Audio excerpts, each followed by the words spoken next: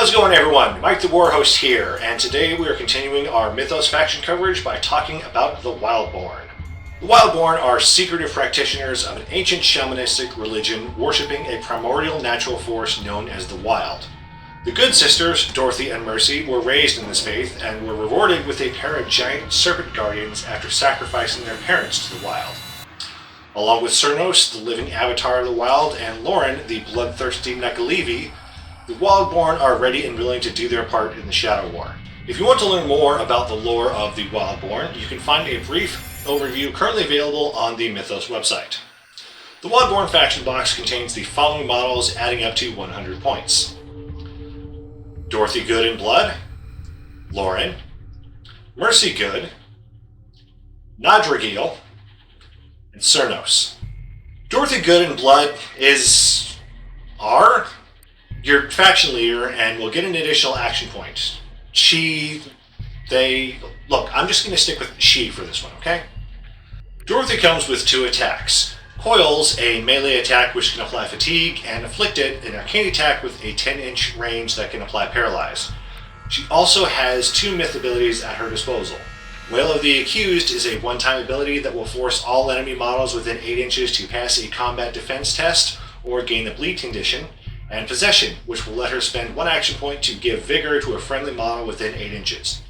Just be careful how and when you use them. She also has some interesting regular abilities as well. Survivor lets her reduce incoming non-condition damage by 1, and Blood Magic lets you take 1 wound for a +1 bonus to arcane attacks. The real kicker, however, is Markings of Power. Dorothy Good, and Blood, obviously, do not have a madness threshold. Her card will flip if you spend 2 or more myth points in a single activation, which doesn't sound like a lot until you realize Wail of the Accused has a myth cost of 2. When you flip over to the altered side, things get interesting. Wail of the Accused, Possession, and Blood Magic go away.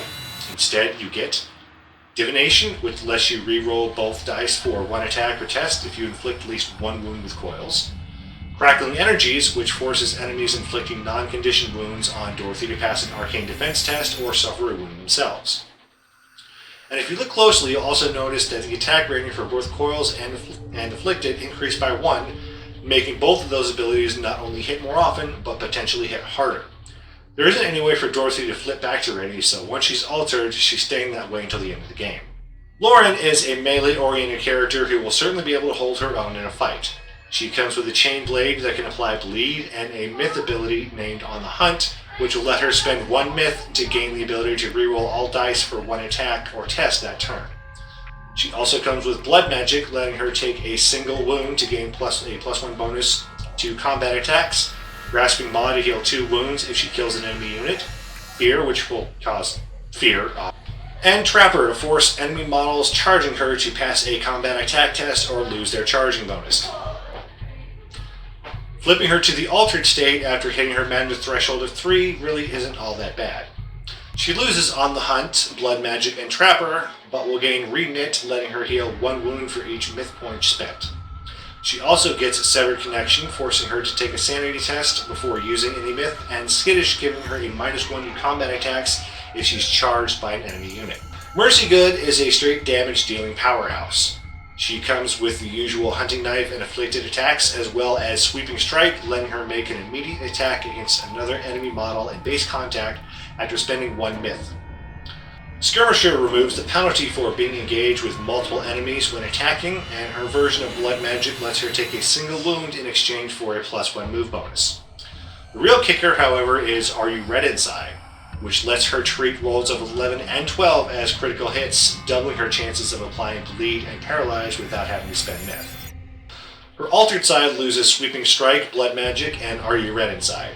Instead, she gains Reknit, letting her heal 1 wound per myth spent, and only Blackness, forcing her to take a sanity test whenever suffering a wound if her pet snake Nadragil is more than 4 inches away. Speaking of Nadragil, he's next on our list. He's not quite as attached to his human as Blood is to Dorothy, which is good since he brings some much-needed utility to the faction. Nadragil comes with a coil attack that can apply fatigue, and a bite attack that can apply bleed. He also has a myth ability named Strike that lets him inflict a wound on an enemy either in base contact or up to 4 inches away and immediately heal himself for 1 wound. His utility feature comes in with both familiar and blood magic. Either Dorothy or Mercy can use Naturgil as a focal point for arcane attacks to further increase their range. His blood magic ability lets models within 8 inches of him sacrifice 2 wounds for a +2 bonus rather than a single wound for a +1 bonus. This combined with his higher wound count and higher madness threshold means Naturgil can stay closer to the action than most familiars. He also comes with some additional abilities to help out in the fight as well. Constrictor gives a -1 combat attack and combat defense penalty to enemy models engaged with him. This increases to -2 for any disengaging strikes. Carved Runes lets him reroll the first arcane defense test he makes each turn. He's a tough little bugger, that's for sure. His Altered Side, however, makes him a lot less effective. He loses Strike as well as Familiar, Constrictor, and Carved Runes. He gains Figment, forcing him to spend 1 myth to keep holding an objective. He also gains Starving, which will inflict an automatic wound if he does not make a combat attack during his activation. Fortunately, this can be ignored so long as he's within 4 inches of either Good Sister. Rounding out our list today is Cernos, the one big model that every faction box currently has. He is an absolute wrecking ball in a faction of wrecking balls and should be used as such. His Gore attack can apply bleed, and his God Shard myth ability will give him a bonus to combat, ranged, and arcane attacks for his activation. This will bump up his Gore attack from an impressive 8 to a powerful 9, making him hit a whole lot harder. His regular abilities are nothing to sneeze at either. Abomination causes fear and gives madness regardless of whether the test is passed or not. Lailing Death forces units in base contact to pass a combat defense test or suffer 3 wounds. Enrage gives Cernos a +1 bonus to combat attacks and combat damage if it is charged or charged. If it charges or is charged. His blood magic ability lets him take 1 wound to gain the ability to reroll all dice for 1 attack or test that turn. His Altered Side loses God Shard, Enrage, and blood magic. In return, you get Reknit to heal 1 wound for each myth point spent, and Severed Connection forcing him to take a sanity test at the start of his activation to be able to use myth at all. Pure Aggression is the name of the game with the Wyldborne. You want to get right into the enemy's face as quickly as possible and start dealing damage.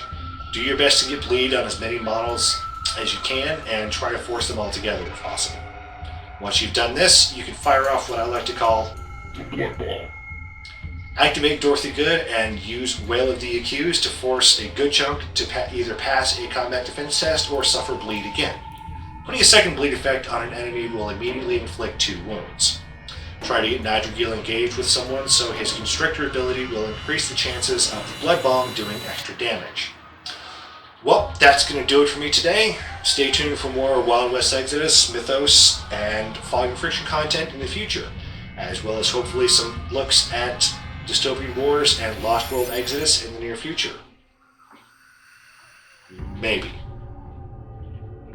Please? Take care, everyone.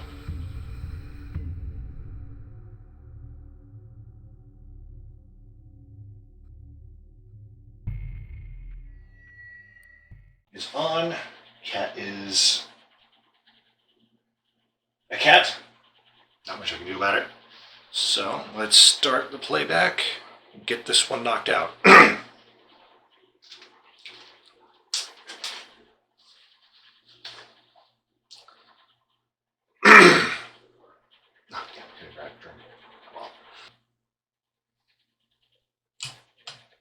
Hello again, kitty.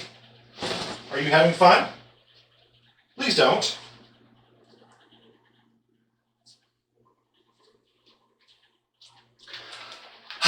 Get a cat, they said. Cats are fun, they said. Yeah. This is a blast.